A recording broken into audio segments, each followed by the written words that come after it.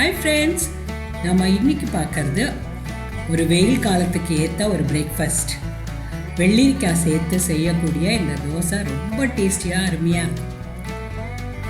இப்போது நம்ம இது எப்படி செய்யறதுங்கிறத பார்க்கலாம். இதுக்கு தேவையான பொருட்கள்லாம் எடுத்து வச்சுட்டு வெள்ளரிக்காயெல்லாம் நல்லா கட் பண்ணி எடுத்து வச்சுக்கணும். அதுக்கப்புறம் 1 கப் அரிசி, பச்சரிசியோ இட்லி அரிசியோ எது வராலும் ஓகே, அதை எடுத்து 1 கப் ஊற போட்டு 3 ஹவர்ஸ் ஊறணும். ஒரு 3 மணிக்கூர் ஊறினா நல்லாயிருக்கும். இல்லை நீங்கள் ஓவர் நைட் கூட அதை ஊற வச்சுக்கலாம்.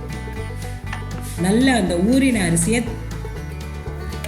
தண்ணி இல்லாமல் எடுத்துட்டு மிக்சியில் போட்டு ஒரு நைஸ் பேஸ்ட்டாக அரைச்சிக்கணும்.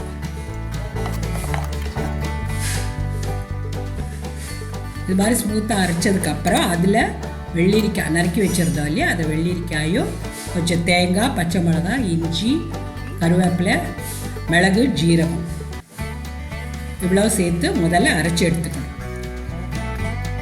இது மிளகு ஜீரகம் சேர்க்கும் போதும் ரொம்ப டேஸ்டியாக இருக்கும். தேங்காய் கூட சேர்த்து அரைக்கும் போதும் இந்த வெள்ளரிக்காய் தோசை அவ்வளோ அருமையாக இருக்கும்.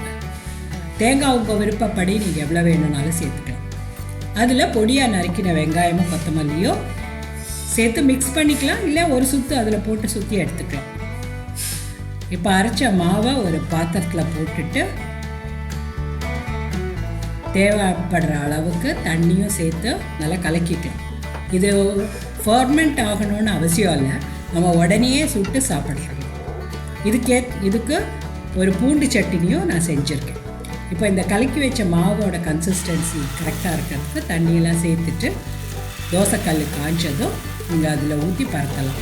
ரொம்ப தின்னாக வராது, இது ரவை தோசை மாதிரி நல்லா கொஞ்சம் இதுவாக வரும். ஆனால் சாஃப்டாக இருக்கும். சாஃப்டாக இருக்கிற இந்த தோசை தேங்காய், கொத்தமல்லி எல்லாம் சேர்க்கும் போது வெயில் காலத்துக்கு ரொம்ப உடம்புக்கும் ரொம்ப நல்லது. ஹெல்த்தியான ஒரு தோசை கூட. கொஞ்சம் எண்ணெயோ நெய்யோ அதில் ஊற்றிட்டு 2 பக்கம் வேக வச்சு திருப்பி எடுத்துக்கலாம். திருப்பி போட்டு நல்லா வேக வச்சு எடுத்து அதை பூண்டு சட்னியோட பரிமாறலாம். இந்த தோசையை நம்ம நினச்ச உடனே காலையில் கூட செஞ்சிடலாம். ஸோ இப்போ சட்னி பண்ணுறது எப்படிங்கிறத பார்க்கலாம். இதுக்கு ஒரு பேனில் ஒரு கடாயில் கொஞ்சம் எண்ணெய் ஊற்றி கடுகு, ஜீரகம் பொரிஞ்சதும் ஒரு 10 மிளகாய் வத்தல் சேர்த்துருக்கேன். அதுக்கு கூட நறுக்கி வச்ச ஒரு 2 பெரிய முழு பூண்டு அதுவும் சேர்த்து நல்லா வதக்கிக்கணும். கொஞ்சம் பெருங்காயத்தூள், மஞ்சத்தூள் அதெல்லாம் சேர்த்து அதுக்கு கூட நம்ம பொடியாக நறுக்கி வச்ச தக்காளியும் சேர்த்துக்கலாம். இது நம்ம மிக்சியில் போட்டு அரைக்க போகிறது இல்லை, அப்படியே தான் யூஸ் பண்ண போகிறோம். அது அப்படியே கொஞ்சம் நல்லா வதக்கின தக்காளியாகவே தோசைக்கு கூட பரிமாறப்போம். ஸோ தேவையான உப்பு சேர்த்து மிளகாத்தூள் ஒரு காரத்துக்கு ஏற்ப 2 டீஸ்பூன் காஷ்மீரி மிளகாத்தூள் சேர்த்துருக்கேன்னா நல்ல கலர் வரும். அது உங்கள் விருப்பம், நீங்கள் எந்த மிளகாத்தூள் வேணும்னாலும் சேர்த்து அதை பச்சை வாசனை போகிறது அளவுக்கு வதக்கணும். வதக்கிட்டு ஒரு நெல்லிக்காய் அளவு புளி கரைச்சி வச்சுருக்கேன், அதையும் அதில் சேர்த்து அந்த புளி தண்ணியிலேயே அந்த தக்காளியும் வெந்து கொஞ்சம் வதங்கி வந்ததும் கொஞ்சம் வெல்லம் நீங்கள் விருப்பப்பட்டால் சேர்த்துக்கலாம்.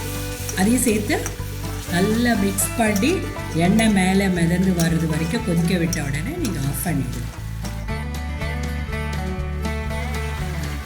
இந்த தக்காளி சட்னி ரொம்ப ஒரு டேஸ்டியாக, அந்த வெள்ளரிக்காய் தோசைக்கு கூட அவ்வளவு டேஸ்டியாக இருக்கும். அது நீங்கள் செஞ்சு பார்த்து தான் உங்களுக்கு தெரியும். ஸோ நீங்கள் டெஃபினட்டாக இது செஞ்சு பார்த்துட்டு உங்கள் கமெண்ட்ஸ் எனக்கு எழுதுங்க. இது ஒரு சூப்பர் பிரேக்ஃபாஸ்ட். கமலாவின் கிச்சனுக்கு சப்ஸ்கிரைப் பண்ணுங்கள். Thank you, enjoy.